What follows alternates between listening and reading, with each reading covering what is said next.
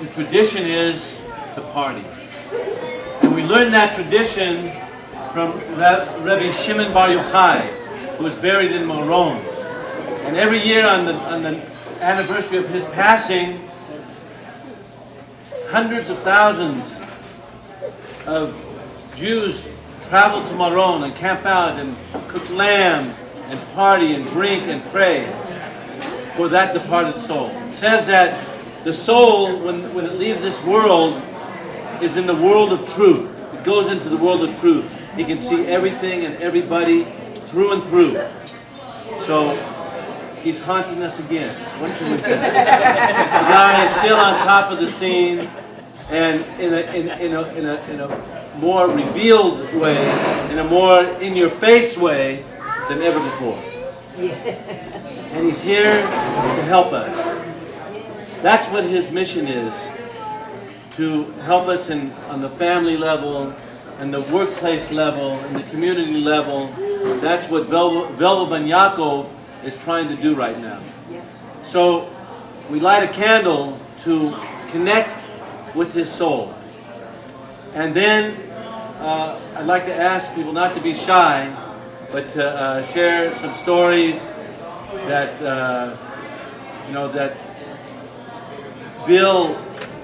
that Bill brought into this world through his outrageousness, through his compassion, through his rage, through his everything that he was and is,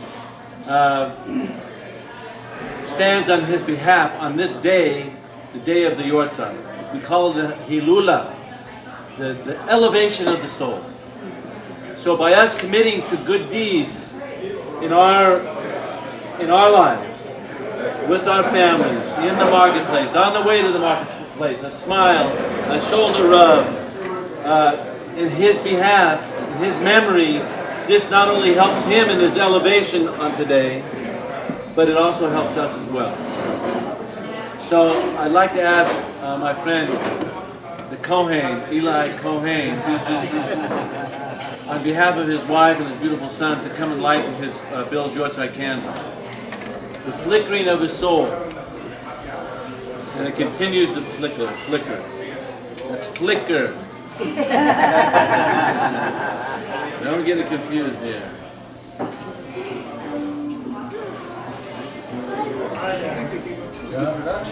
We'll put it right here. Can you zoom in on this? Yeah, if this gentleman would slide over. Billy John, you're in the shot. Yeah. I don't know, Willie John Burns too, though. Quietly, however. Exactly, I know. Okay, so is there anyone would like to stand up first and tell a story, a Bill story? All right. Don't be shy, come on. So this was many years after I had worked for Bill, but I was involved in rock medicine forever. I think about 11 years. But anyway, during that time, my husband had a stroke. He was very ill. And he could never come home. He was in a skilled nursing facility. And the bills were like up here. And I got so depressed that I checked myself into a hospital for 30 days. Because I thought I had no options. I didn't know what to do. So anyway,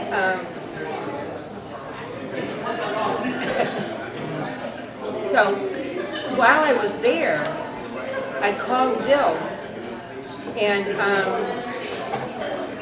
he said, "Look, I'm really busy right now. The Russians won't let Jerry into Russia. I've got them on the phone. I've got this one on the phone. What?" I said, "I'm in the hospital. Blah blah blah blah blah. Can I come see you?" So he said, "Yeah." With all that going on. Right. So anyway, so I went. Pouring rain. Oh, you have no idea. It was sheets. And so he said, "What can I do for you?" And I said, "Well, I'm in a lot of trouble financially." I said, "I owe Vicky. That was his attorney that worked at HP. He was the owner of my house. So I owed him about $5,000. Blessed man never once asked me for rent after Joe got sick. But I felt so bad, So anyway, and I said, and the home needs about $10,000. I said, but I have to tell you, I have no idea how I'm gonna pay you back. It's like, hey, and he made it, you know, called somebody, and he came somebody with a check for 15,000, and I said, I will try, you know, to do this within this lifetime. He said, did you hear the word loan come out of my mouth? So there we are. I did a lot of deals with him. Just before we shook hands, he said, now wait a minute, don't forget, I'm a Jew. And I said, Bill, you're wearing a Star of David. You don't have to tell me that anymore. But anyway, I called him up because I wanted to buy a house for my mother. She found the house, it was on the weekend. I was leaving on tour to Santana at 5:30 in the morning, I had to be at the airport. The real estate guy I met on the Sunday said he wanted to check on the Monday for the down payment of the house. Otherwise, the deal wouldn't close. You were the real estate lady? No. So, Thank God. the reason why he wanted, hopefully, that I couldn't come up with the money down to buy the house, was that he had just put the sign up. My mother saw it and called me. And then I drove right away to look at it, and the guy thought he probably underpriced it, which he probably did. San Francisco, 2 flats, $107,000. This was about 35 years ago. Yeah. And it's in Excelsior now, it's worth 80. No, that's not. So, you know, I'm trying to sound like a pro. Anyway, I don't know where I was going to come up with the money, and it wasn't like I could just write a check for the amount I wanted to put down, which was, I was going to put down $30,000. So I called Bill Graham at home. The line was busy. I waited an hour. The line was busy. I waited another hour. The line was busy. Finally he said, yes. I said, Bill? Yes. This is Ray. Hi, Ray. What's up? I said, I want to borrow some money from you, and I need it on Monday. And he says, okay, what do you need? I said, $30,000. He says, okay. I said, what do you mean, okay? I said, when I worked for you, I wanted to borrow $200, and you sounded like I was trying to buy the film work from you, and you wouldn't lend it to me. And he says, well, I knew what I paid you. And I said, well, now I'm asking for $30,000. He says, you know, I've been on the phone all afternoon with that Steve Wozniak. And he wanted $3 million for me to go in partnership on the US Festival in Ontario. Oh, I remember. And he said, I was going to do all the work, all the groups, handle all the production. All he had to do was put a few $1 million up. But he wanted me to finance it too. So we went back and forth, and finally I said, when the concert's off, and I slammed the phone down. He said, Wozniak has it. He'll put up the money.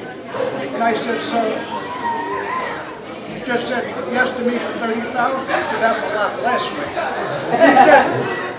I said, well, how can you lend me $30,000 that easily when you wouldn't even lend me $200? And then he told me again, well, I knew what I paid you. He said, the difference is now I know you got it. There you go. And it was a loan. The end of the story is, my accountants went in there on the Monday, they got the check, they took it over to the real estate office, they closed the deal, and Bill said, Ray, when you pay me back, pay me the same way I lent it to you. Ooh. I said, how did you lend it to me? He said, I gave your accountants $30,000 in cash. Oh, boy. So that meant either I cashed a lot of checks or I became a promoter, so I'd have cash under the table. So how'd you show? That's so good, Ray. I cashed a lot of checks and I bought the cash in and put it on his table. And he says, thank you. He threw it in his drawer with the rest of his cash. That's a good one, Ray. Somehow, during the course of that time, working security for the soundboard on the dead and whatnot, I developed a little drug problem. And that might surprise you if you knew me then, but maybe not. So, and I felt like I was at my wit's end, and I didn't know any of these stories about Phil. I didn't know his generosity spirit that I'm hearing now. now, but I went to him in the office and I made an appointment and I went in and I said, I don't know if you know me, and he looked at me, he goes, of course I know you, Rose. And he goes, what do you want? I said, you know, I have this little problem and, you know, all I want is for you to give me medical insurance so I can go get help because I don't want to live this way. And he goes, I just can't do it. And I said, okay, no problem. And I started to get up and he goes, but I'm going to pay for your treatment. And he sent me to like an amazing 40-day treatment facility. He called every week. He sent tennis shoes when they told him that I didn't have hiking shoes, or that I couldn't take the walks. And, you know, it was so amazing that he did that. And then, like, I had a really big regret because it took me 6 more years after that to actually, but I have 20 years now. And it was a really big deal for me, and I think about him all the time, that he was such an amazing man. I felt so blessed to work for him, to work with him, to work with all the people that I did, and just so.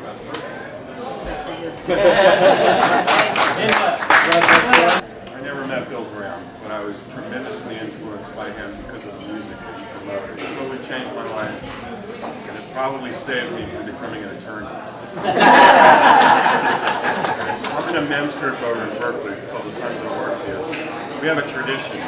We say, remember the dead by saying their name, their full name, 3 times as a group. I'd like to do that, but in its original name. Velvel ben Yakov. So say it once. Velvel ben Yakov. Velvel ben Yakov. We're all going to say it as a group 3 times in our loud voice. It's Velvel. Everybody stand up. Okay. Everybody stand up. Velvel ben Yakov. Yakov is his father. Velvel, the son of Yakov. Velvel ben Yakov. Okay. You want to start us? Okay. Velvel ben Yakov. Velvel ben Yakov. Velvel ben Yakov. My father-in-law told me that Bill said, it's not about the money, it's about the money. And I've read a lot of Talmud, and I've read a lot of Torah, and I've read a lot of truth, and that's one of the truest statements I've ever heard come from anyone. So Yakov, to someone who can speak such truth. Okay, Willie. Change the pace. How about the time I helped Bill? Here we go. Let's hear it. I was just here for 3 or 4 months, and I was going to do some visiting down in LA. Being a new guy, when I went to the airport, I took a ride around to see what parking area was near what terminal. And as I drove around, I see Bill's car parked along the side of the road, the terminal, and he had left 2 hours ago. So I parked my car, went down to the police station, and said, yeah, the guy just abandoned it there. So apparently, Bill pulled up, gave his luggage to the sky cap, and walked on in and left the car. So I went down with the police and call the office, got the key, parked his car. Well, that was once. That was pretty funny. Yeah. I was coming back from somewhere out of town, got off the plane, got into my car, started driving out. No, I drove it. I was back at the office. Bill says, while you were coming back, you didn't happen to see my car in the parking lot, did you? I said, no. He said, well, I'm somewhere on the 2nd floor. He sent me back. I had to drive back and forth through the entire parking lot to find his car. So, Bill helps, and he gets help. Colleen, who's not here, who sends her regards, her back's out. But Colleen always tells the story. She was a receptionist for the company and an assistant to Sherry at the box office. And somehow one day, I don't know, Jan and Rita are busy, everybody's busy, somebody's got to make lunch for Bill. So Colleen, okay, Colleen, you have to make lunch for Bill. Okay. So she, I don't know what she does, egg salad sandwich, something. She's making lunch, here's lunch. Bill, she hands him the lunch, and Bill looks at it and he goes, it's ugly. To which Colleen's response was something along the lines of like, fuck you. So now, this morning, we had like one of the great, to me, one of my great memories is going to be this morning. Because, and I knew it actually the other day, we met here, me and the rabbi and Leo from Don Ramone, talking about the plans, and we're going to make hot kosher Mexican and the rabbis, Leo from Don Ramone's. I said, this is San Francisco, only for girls. So we're at the rabbi's, Leo's there, she's got two guys from her crew, a woman who works for the rabbi in the kitchen is there, and we're cooking, and Daniel and I went down to help out. And this older chef who's Alfonso, who's working, he's got Daniel and I, and he's got Daniel doing all the garnishes. And every dish, it's like, oh, a different garnish, and he's doing the garnish, and I thought, you know, really, Gavalt, this is food for Bill. If he looks down, he won't say, ugly. Now the other thing, I'm stealing a little bit of Rabbi's thunder here, but the other thing was, we're talking, we're just meeting these chefs, and this Alfonso, he's the father and the son, and Alfonso is in shiny patent leather shoes, and he says to the rabbi, you know, I'm in my dress shoes, we're here for this occasion, just to cook this food for Bill. It should be such an occasion. And he says, you know, my teacher, the Rabbi, he had a teaching that when we go out to the world, his rabbis, his emissaries, we should, among other things, we should always go with our shoes shine. So, you know, there's a lot of talk about how you do things, what you go about do things, and one of the things that was great about doing shows for Bill, and the things that was instilled in a lot of us, were those kind of details. And there was always a lot of talk about food and his experience as a waiter, and how the plate looks, and how the presentation. And if you ever went to the Carnegie Deli, it didn't have paper napkins, it had cloth napkins. You know, so the food was beautiful for Bill. When we got it set up, he said, I have 15 minutes, so make sure, you know, it's short. So anyway, I just started asking questions, and I was a little bit nervous, you know, going in to see Bill, as you know, his reputation preceded him, and he wound up talking to me for an hour and a half about his life. And, you know, some of the things I just read again in the book that Brian lent us about all the conversations of people and Bill's biography. I felt like I was going to cry during this whole interview. I mean, it was just amazing. So that was one of my experiences. And, you know, when you were saying about doing something for Bill, I thought this is kind of a story about my husband. And Bill's nephew, you know, became quite ill. And so he called up Yosef. And he wanted Yosef to, you know, do something, also to be with Esther. And, you know, Brian just made me these buttons of the Rebbe, you know, and the Rebbe like we were saying, every rabbi has a rabbi. And our rabbi is Lubavitcher Rebbe. Their rabbi is He was a great rabbi. And teacher par excellence. So, you know, Avi was in a coma, basically, and not communicating. And my husband and Rabbi Drizzen, who worked with us in work at the time of the beginning of Nora, we wrote a letter with Avi's name, just like you just said Bill's name, but with Avi's mother's name. When the person's still alive, we asked for a blessing with the mother's name. And we asked for a blessing for Avi. And it was right before Shabbat, which, you know, Friday, you know, right before Friday afternoon, before Friday and Saturday, and what happened that Shabbat was that Avi, who'd been in a coma, all of a sudden woke up, said, where are my clothes? What am I doing over here? And Esther was there, and they just started talking. He just woke up. You're welcome. And unfortunately, it was his time. But he had a good vibe. He had a good vibe.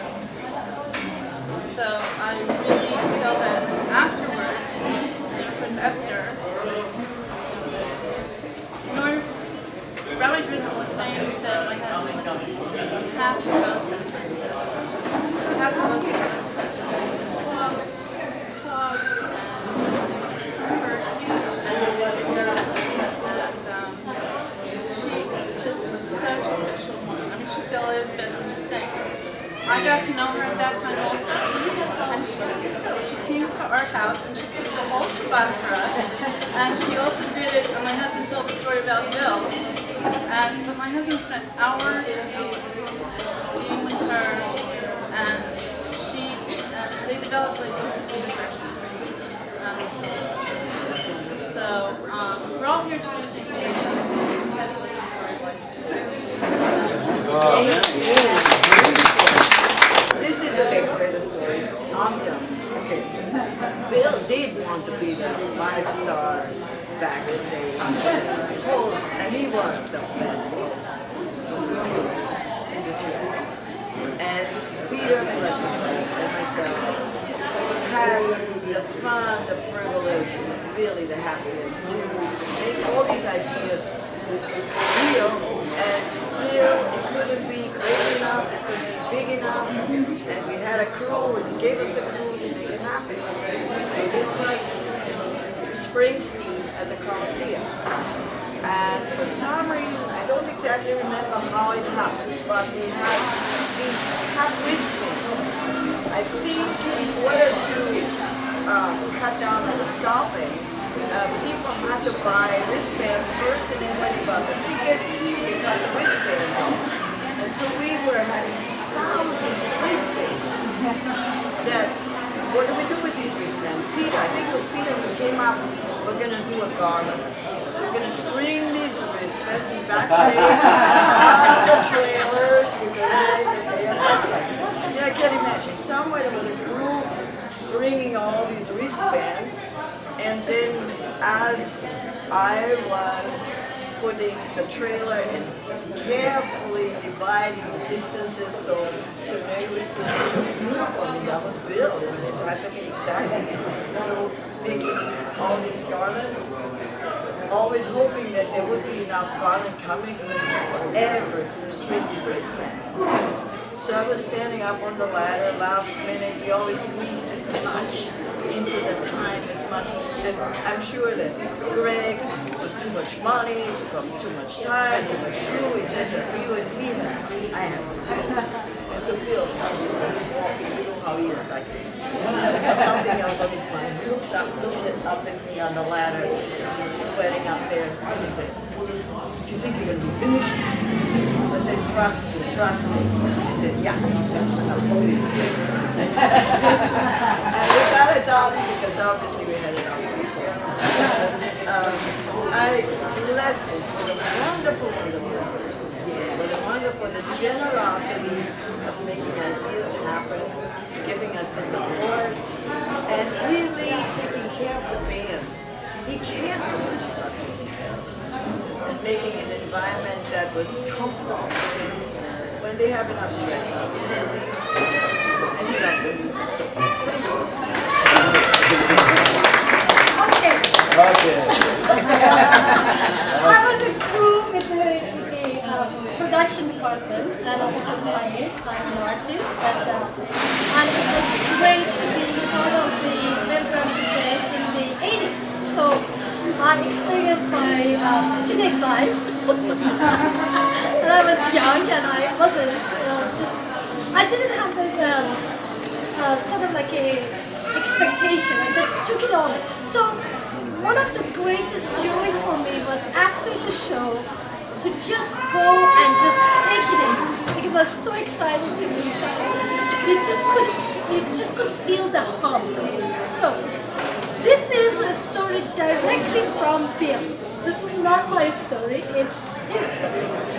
So he said, what are you doing? I said, oh, feel that. And he got it. He knew exactly what I was saying. He said, I have a story.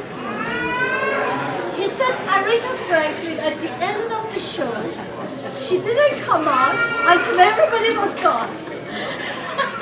We were in Oakland Coliseum, and Oakland Coliseum has such a wonderful roundness. So at that show, I don't know if it was Bob Dylan, I don't know if it was, I don't remember, but there was dirt everywhere. He said, I recall that Aretha wore this white mink, and the cleaners, maybe one or two, opened the space, opened the road, and she just walked. This is great. I just loved it. So I feel very, very great that just got to know him, not only professionally, but also hear some of his tidbits. Because obviously when you always think about the person who's gone is true, when you call the person's name, the person is alive in your heart. And literally the deeds that is left behind. So there are beautiful things that they say in Africa or in the Middle East. As long as somebody talks good about you, of your deeds, or write a song about you, whatever that song is, that person is alive. So we are all here and it's just Well, I have an interesting production story. I wasn't there at the time, but some of the guys that helped set up FM are still in the stagehand business, and they have told me this story a couple of times. Seems that, you know, when they started doing the really big shows, Bill had to call the union because he just didn't have nearly enough people. He didn't really, it was kind of a love-hate thing. He didn't really like them, but he needed them. And so, you know, yeah, exactly. So, you know, he calls down there and they say, you know, so we'll send you electricians and carpenters and stagehands and projectionists. And so he's not really sure what all this means, but he says, okay, and they show up, and then he wants to get stuff done. And he tells us, got to go do something, and the guy says, no, I'm a carpenter. He tells us, got to go do something. He said, no, I'm an electrician. So he just gets better and better. And that didn't go over that well. So the next time he's having a really big show, he calls down to the Loca, and he said, they say, okay, so we'll send you 5 electricians. He says, no, I don't want any electricians. And they said, we'll send you 5 carpenters. No, I don't want any carpenters. We'll send you 5 projectors. I don't want, what do you call this for? What do you want? He says, I want 50 stage hands. All I want is stage hands. I don't care about your departments. I want people who will actually do the work. I don't want people who are going to tell me that they can't do this, they can't do that. And from then on, you know, they worked out pretty good. They split it up, you know. He had some guys work, and the union had some guys work, and then he had FM guys work. So, you know, I thought that was pretty typical Bill. He also took care of his audience, and my favorite Bill story was from way back in Winterland days. I was pretty new to rock medicine then. We had a girl come in from the hood who had come all the way up from Texas for did shows and had been attacked on the street on her way to Winterland. She came to Rock Med, Bill came, put all of the security guys who were usually outside of the room out looking for the guys. I doubt if they were down there. But he came in, he spoke to her, he spent time with her. He said, if you find this guy, I will pay for you to come back and stay and go to court. And he took care of her. He really took care of her. That is one of my favorites. That's my warmest memory.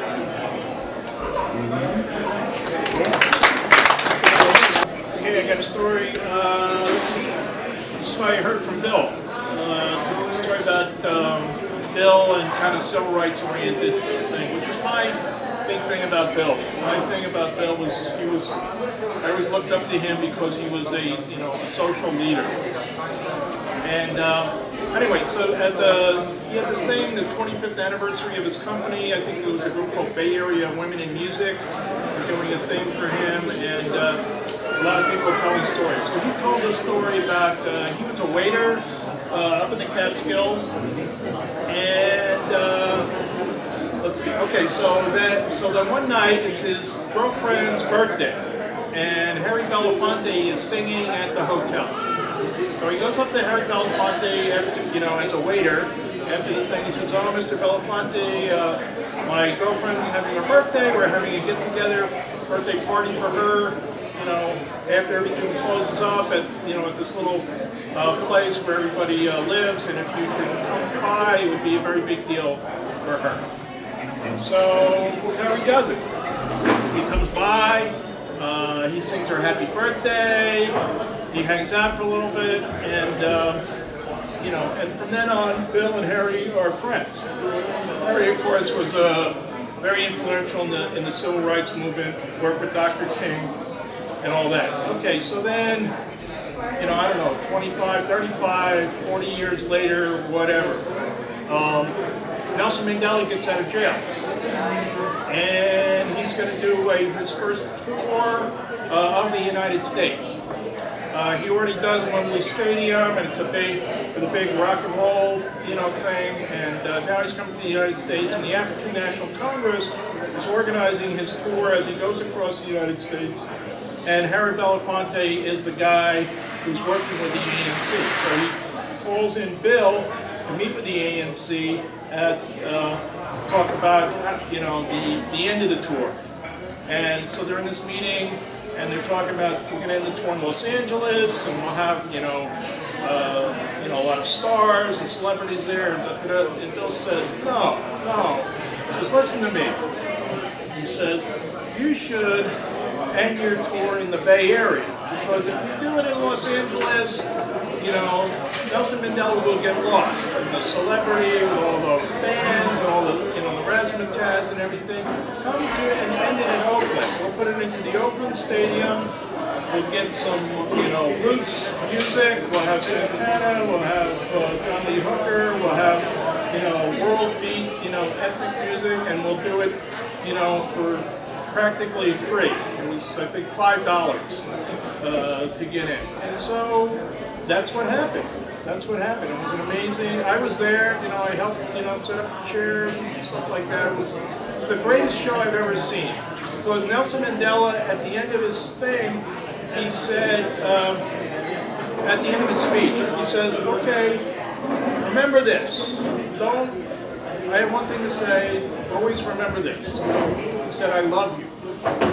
And that was it. Really, I'd never seen a revolutionary political leader in the speech on that note. Anyway, Martin Luther King has a very famous speech, talk that he gave once called the Drum Major Instinct. The Drum Major Instinct. And basically the whole essence of that spiritual talk is that everybody can be great because everybody can serve. And so Bill Graham was the greatest. My story's a little later in life than some of these other great stories. Obviously, I was fortunate enough to have some of my greatest life transforming experiences in the audience. So I could speak as a fan to know that I'm a promoter myself. That's fairly medium-sized, big-sized shows. And all of us who put on shows are inspired by the spectacular nature of the Mardi Gras and New Year's Eve shows, and the shows that were really all about giving the fans back for what the fans had given PGP and Bill in his life. But I was a record label executive. I had artists that were signed to various artists, and I was always looking for to get something to fill more when the time was right, or on a bill at some time, and we never really get any juice from bills. But my record company one day got a large investment from one of the heirs to the Vanderbilt fortune. And about 3 weeks later, a bunch of people who chief financial officers, etc., were on my door in Sonoma saying, Bill wants to know if there's some business to do. So my story is, Bill knew he had the best nose for money. And I guess part of those piles of money that were in the drawer were allowed to allow some of these spectacular events that we were at, we were part of, allowed people to have experience with music that allowed so many of us whose life was transformed by the music experiences that we had. When you talk to kids today about an experience, they don't necessarily have the direct experience that we had in those days. That you would go at any given moment, you could go to a show, and that show could transform your life. And Bill was definitely a magician that way, where he would create the cauldron where all of the magic could be poured into. So as a promoter myself, in my own little way, I try to bring magic to what I do. And as a businessman, I always remember that knock on my door. And you know, people are paying attention to what's going on in the community. And so I thank him for his inspiration. Actually got the ability to get into a New Year's show by decorating the Kaiser with crepe paper. Not only the hallways, but the main part of the house, balloons, everything under the sun. And if you go to the Grateful Dead family album, I believe it is, on YouTube, you can actually see pictures of the decorations in the hallway of the Kaiser. And the fact that, like, you know, we were all one. It wasn't like at Bill's shows, like, there were artists and then there were the workers. Like, if you went backstage, there was a massage person, and any person could get a massage. It was, you know, it could be a Bluecoat, it could be a production person, it could be the top level artist. And I, you know, cleaning up for myself enough, and it was a great thing several times. But, you know, the fact that he would put that much into just the little touches that were so beautiful. One year for live, I believe it was Clear Channel at the time, they asked us to have a meeting at the Fillmore to discuss what was different about doing a Bill Graham show and now. And let's just say I told them. I believe I was wearing a Laguna Seca Days sweatshirt, and I said, you know, early in the days we used to have these wild artistic shows with out in the campgrounds, and there'd be fire dancers in the middle of the night for the people in the campgrounds, not just the show concert itself, but there was late night entertainment. And we create these little cities where they would think of everything from showers to water. There was no $5 bottle of water. There was drinking fountains that my friend Lonnie put up. You know, and to see these, like, Laguna Seca Days go from nothing to a city of 30,000 people back down and nothing be left. All the trash gone, everything was great. Was always like a major testament to what he could do and what we all achieved and did together. And some of my other greatest memories, I told them, I whipped off my sweatshirt and they were like, oh my God, she's taking her clothes off. And I was wearing the earthquake shirt that it says, it's everybody's fault. And I said that was another thing that Bill taught me, was that we all have a hand in it, and it is all our fault. It's all our job to help. It's all us. You can't just say it's them. It's, you know, it's their fault, their problem. And then I said, you know, a few other things. But yeah, you know, just the fact that he would go to the point of making the hallways of the Kaiser filled with crepe paper and balloons and things, and we'd spend days doing it, having the most wonderful time. And he would always, like, have people do anything. You know, you would just suddenly be asked, hey, could you help put up a tent? And there'd be 10 of us suddenly putting up a tent, you know. Exactly. Or several different art projects that we helped with. Or my favorite was the Pelons that suddenly appeared backstage that are just t-shirt prints. But all of a sudden they became artistic decorations. And now they're collector's items, you know? But, you know, the fact that he would put so much, and you know, you hear bad stories about Bill and his temper and yelling and this, that, and the other. And a friend of mine mentioned that the other day, and I said, but you know, there was always that one thing, like the $1 million donation for the AIDS Foundation, where he matched what was made it the one big benefit we did. He's like, you know, you're right. At that point in time, it was so huge amount and such a huge thing to do. No matter everything eclipses, that is so huge, you know. And that was my boss, the best boss I've ever had. But did he pay you? Yeah, not enough. There you go. She got into the dead shows. That's more, yeah. The perks were good He went enough. for nothing at the dead Perks were good enough. Kindly one. Thank you all for being here tonight. Thank Lee and her staff for making this delicious lot kosher. Yes, was delighted. So wonderful. It was made in our school. It was made in my wife's school, actually. So I want to say a couple stories here. One is, I always wanted to get Bill here, and he knew that I was after him for the buttonholing for the menorah project, and it was like a cat and mouse game. Well, I once got Ray, somehow I found out that Ray was Carl's manager. I couldn't get Bill to, buttonhole a star, an entertainer to come down to menorah. But Ray said, yeah, we'll get Carlos down there. When Bill comes, what's the truth? What is it? He came in one more time to see Bill. Yeah. And he was sitting out there and kept waiting and he kept telling Bill, the rabbi's out here to see you, Bill. He picks up the phone, he calls me, he said, Ray, the rabbi's in reception. He said, Ray, do me a solid. No, he used to say, do me a solid. Would you take the rabbi off my hands? Oh yeah. Take the rabbi off. We showed him, didn't we? We showed him. The rabbi comes in and I look at him and I didn't know what I was supposed to do. Maybe making a mitzvah or something. Yeah. I don't know. And he says to me, now it's your story. So, I don't know what magic Ray did, but he got Carlos to come down to the menorah project that year. And I spoke Spanish. So, I was always trying to get Bill's attention, get him for something to, get him more involved in the menorah project.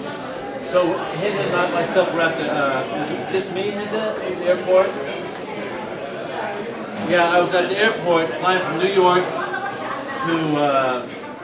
to San Francisco, and I look up, and there's Bill getting on the plane. I said, I got him for 5 hours. So I started in working on him, and as he was in line to get his, reservation, he says, Joseph, he says, wait till we get on the plane. You come, you'll sit down with me, and we'll, So I waited till about 4 hours into the flight. I come up to the first class or business class, wherever it was. He had five seats. His business operation was spread across the 5 chairs.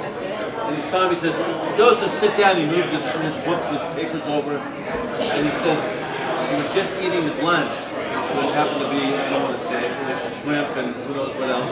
He says, Joseph, you want to, here, have some. I said, Bill, I'd love to dine with you, but I can't really have shrimp. Oh, he says, sorry. He says, Joseph, I want you to know, I may not do things the same way that you do things. But if it wasn't for you and your Hasidic way of doing things, I wouldn't be here. And all of us wouldn't be here. So it was a moment where Bill acknowledged and understood his Jewish connection. And that brings us back to the menorah. The menorah project. That's why I'm here today. That's how I connected to Bill. The menorah that's traditional, that stands on the windowsills of Jewish homes throughout the world, that proclaims the miracle. I mean, they were trying to wipe us out then. you know, the Greeks and Assyrians were trying to do us under, and the Jews turned to, the Maccabees turned to guerrilla warfare, and through a miracle, first they knew how to put up their dukes, these Maccabees, and they took care of armies that far surpassed. You ever hear of muscular Christianity? Muscular Judaism. So they took care of business, and then it was time for God to bring a miracle down into this world, which He did through the menorah. The oil was only supposed to last for 1 day. It lasted for 8 days. And so the message that we took from the days of the Maccabees to San Francisco, we took the menorah from the windowsill of Jewish homes and took it boldly, you know, with Bill Graham, with my mentor, Rabbi Drizzen and Zev Putterman, boldly out into the streets. And it wasn't easy. All the Jewish community were shrined. How could you go out with your underpants showing the labels, you know, showing your colors in the streets, you know, church and state? How could you mix the two together? And it went all the way to the Supreme Court. But Bill, the first year, he tried to accommodate the cries of the community, most of them the Jewish community, unfortunately. And they said, put it on private property. We know someone out in Stonestown, they'll give you the property out there, and we'll guarantee, we'll roll up our sleeves to bring out the entire Jewish community, all the organizations. They'll notify their communities, and we'll bring out the public. So on the basis of that guarantee, we said for peace in the community, we'll put it on private property. We went out to Stonestown. Bill came out the first night. There was maybe less than the amount of people that were sitting here.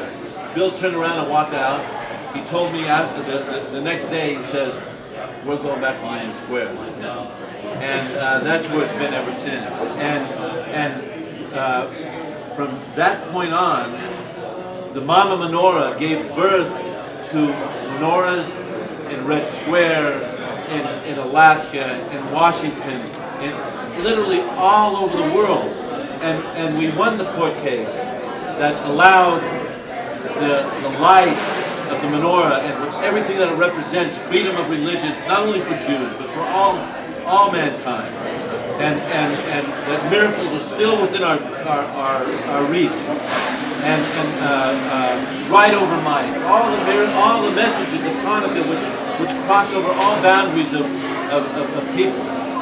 And this is and today this light show that Bill helped produce and put together with his production crew is literally in every major country, every major city. Small lights, big lights, car lights, little menorah lights, literally hundreds and thousands of lights are being lit in the merit of Bill's effort, Chabad.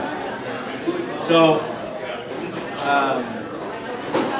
I don't think any one mitzvah, any one precept from the beginning of when the Torah was given at Mount Sinai has accomplished so much in unifying not only the Jewish people, but giving this message to the world. And the concert still goes on in the thousands, and so I'm just so proud to be here with all of you that were in the trenches, with Bill. And I want to tell one more story. Did I tell you last year about the story about Esther cooking at Chabad? Yeah. Okay. So now I'm going to tell you, how about the story about the menorah when the fire? Is that story? Okay, you're going to hear it again. So I was on my way over to the East Bay, and I hear on the radio that Bill's offices, next door, were inflamed. right after Bill took his stand, because Reagan was going to Pittsburgh, and so someone torched his office.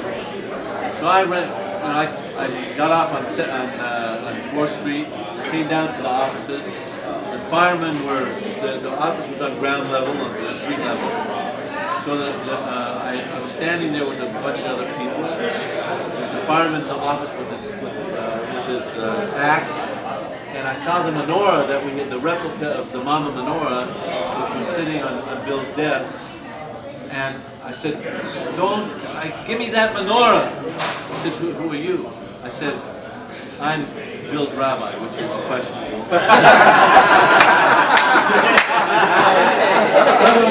But it was on tape, and I had to use everything I could muster to make sure that guy gave me the menorah.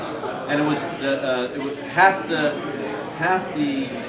limbs of the menorah were already charred and burned, and so he gave me the menorah. Right then, sure enough, I could have it. The TV cameras came up to me, and they said, "Oh, you're Bill's rabbi."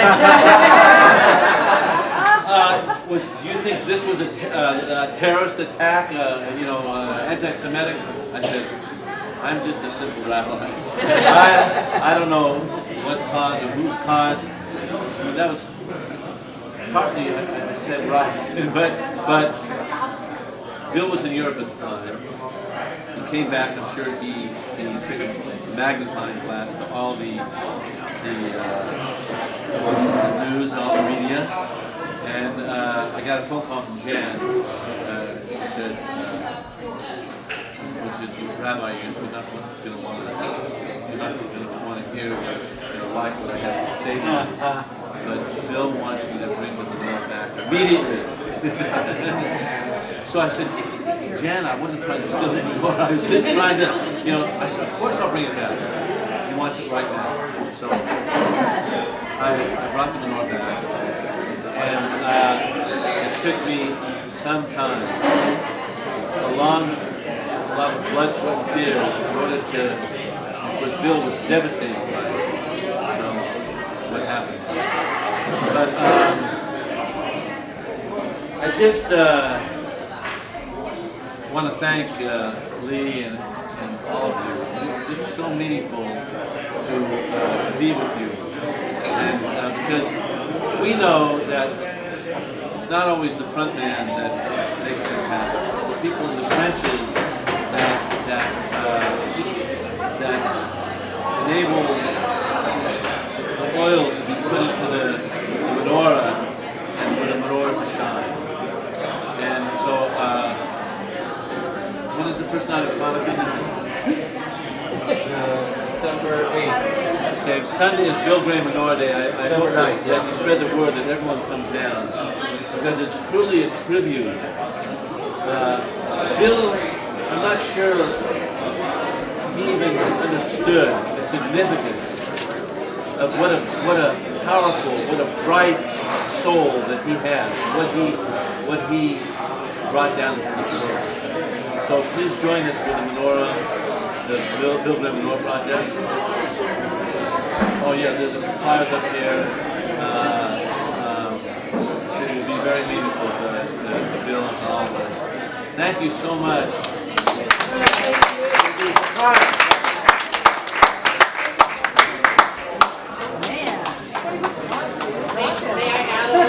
Oh yeah, stand up. Let me please give this lady your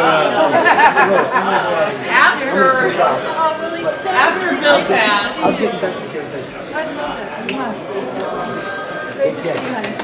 after Bill passed, that next